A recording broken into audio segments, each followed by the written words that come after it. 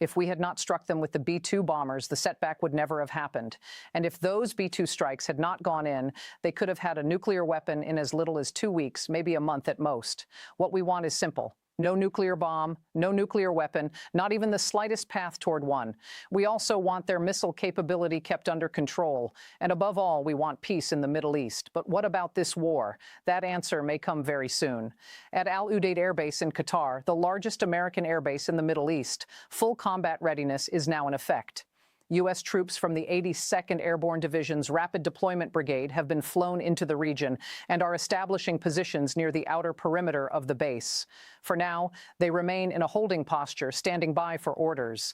But at any moment, they could be launched into an assault on Khark Island, Iran's main oil export terminal in the Persian Gulf. Out in the desert, beyond the main base, temporary runway strips have been carved into the landscape.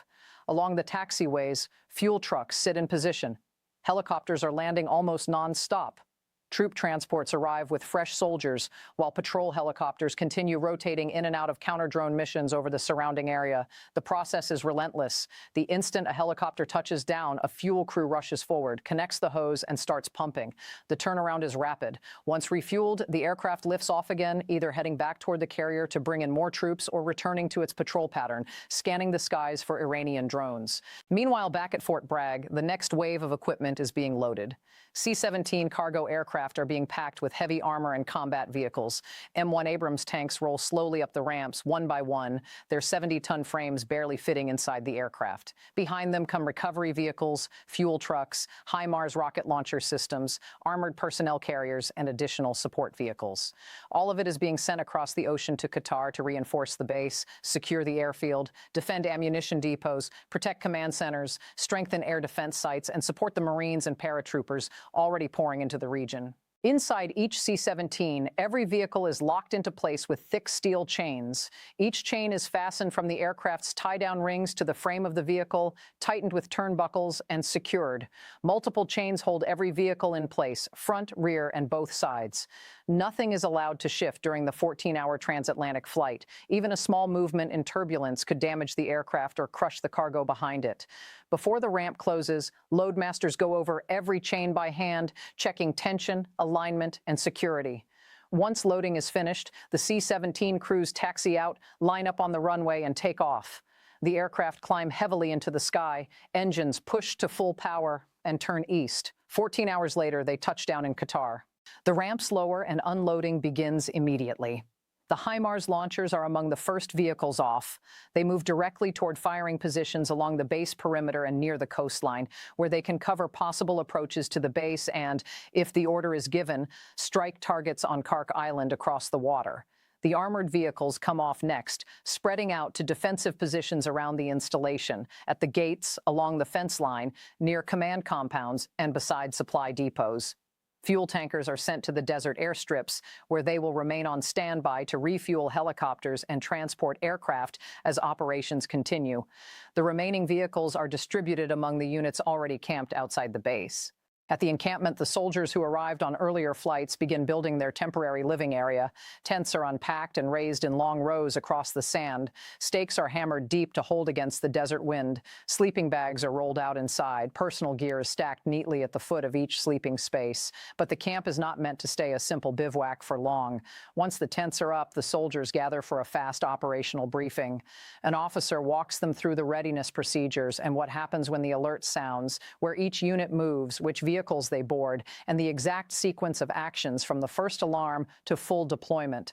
Every step is rehearsed mentally before it ever happens for real. When the briefing ends, weapons preparation begins. Wooden crates of belted ammunition are pried open. Machine gun crews pull out linked belts and inspect every round for corrosion, dents, or damage. Those belts are then fed into the trays of M240s and M2 heavy machine guns mounted on armored vehicles. Gunners cycle the actions, confirm smooth feeding, and lock the weapons into their turret mounts. Rifle squads inspect their M4 carbines, load fresh magazines, and secure them into their plate carrier pouches. Anti-tank teams uncase Javelin missile systems and check the thermal sights. Bit by bit, the camp changes. What started as a staging area is becoming a fighting position. On the base itself, V-22 Ospreys are being readied for combat. Maintenance crews inspect the tiltrotor engines, test hydraulic systems, and prepare the aircraft for troop transport missions. If the order to strike Khark Island is issued, these Ospreys will carry paratroopers across the Persian Gulf and drop them directly onto the island.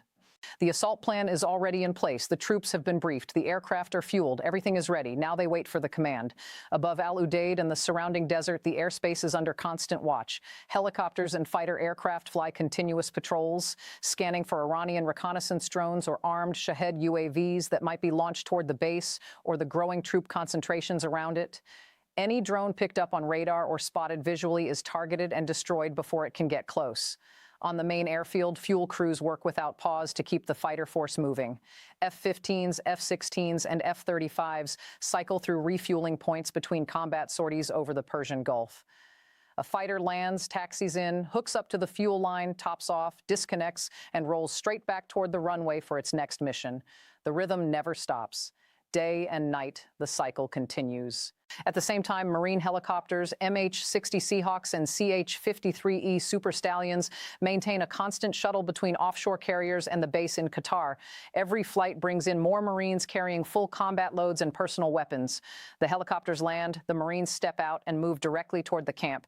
Then the aircraft refuel, lift off again, and head back out to sea to bring the next wave. And the buildup does not slow down. More troops, more vehicles, more ammunition. Hour by hour, the force in Qatar grows larger, heavier, and more prepared for war.